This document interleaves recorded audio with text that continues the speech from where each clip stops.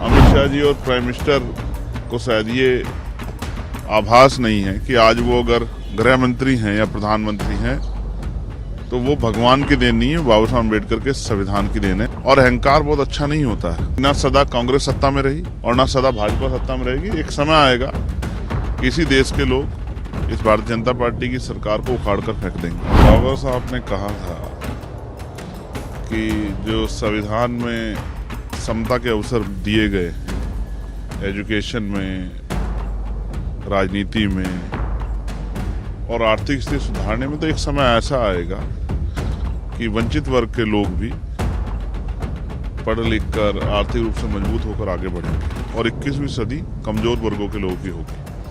तो आज जब आपने कहा कि बहुत सारी पार्टियों ने जय भीम के नारे लगाए तो दिल में बड़ी खुशी हुई कि जय भीम के नारे लगने चाहिए।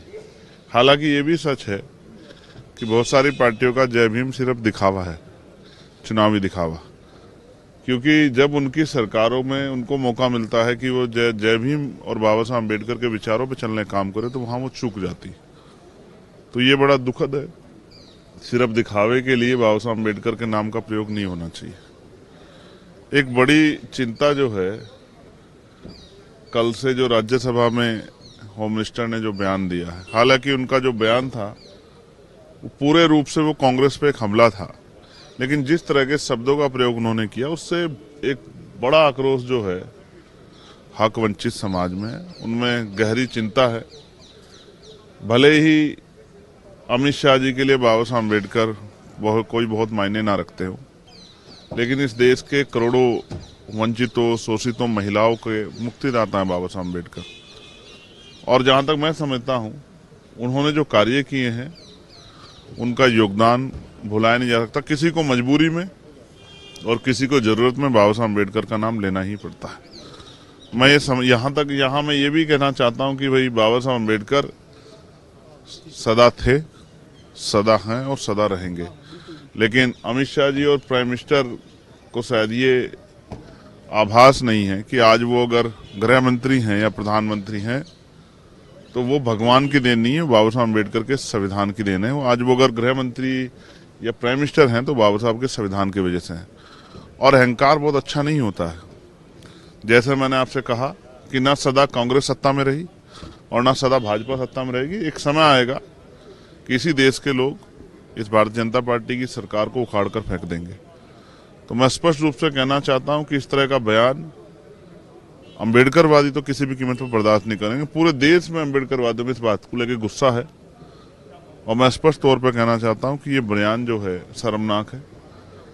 लेकिन जो इस बयान के नाम पे नारे लगा रहे हैं उनको भी कहना चाहता हूं कि जहां उनकी सरकार है वहां बाबा साहब अम्बेडकर के विचारों के आधार पर आप सरकार चलाएं तो शायद जो है बाबा साहब अम्बेडकर का नारा लगाना, जय भीम का नारा लगाना सफल हो पाएगा। तो यही वजह थी आज आप इस प्रोटेस्ट में शामिल नहीं हुए या होना नहीं चाहते? नहीं, मैं अपना प्रोटेस्ट कर रहा हूँ। ये अम्बेडकर आर्मी है।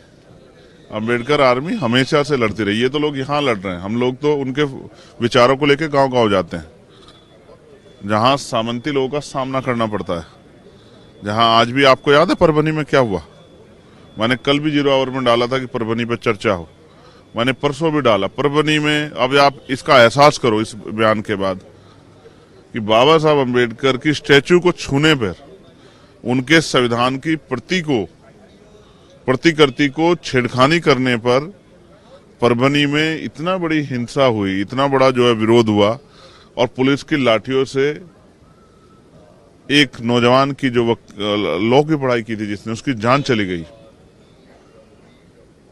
संतोष सूर्यवंशी, सोमनाथ सूर्यवंशी। आप ये महसूस करके देखिए कि जब हम बाबा साहब के संविधान की प्रतिकृति को नहीं छूने देते, उसका अपमान नहीं बर्दाश्त कर सकते, और बाबा साहब के स्टैचू का अपमान बर्दाश्त नहीं करते, तो बाबा साहब का अपमान बर्दाश्त कर लेंगे?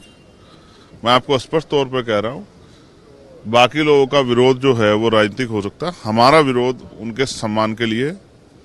और अगर उनके अपमान कोई करने का प्रयास करेगा तो हमारे लोग उसको छोड़ेंगे नहीं। आने वाले समय में संविधान की शक्ति और वोट की शक्ति से अपने ऊपर हुए इस हमले और अपमान का बदला जरूर लेंगे।